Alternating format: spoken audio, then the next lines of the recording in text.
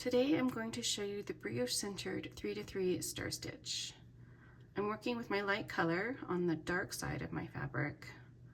I use this stitch to switch or syncopate which color is being brioche knit and which brioche purled on a particular side of the fabric.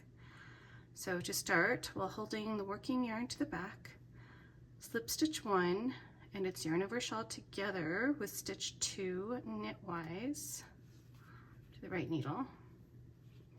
Then slip stitch 3 knitwise to the right needle.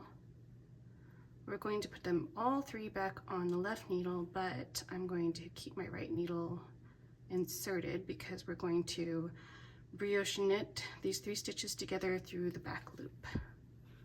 So knit, yarn over, and knit through the back loop one more time. And this gives you a nice centered stitch.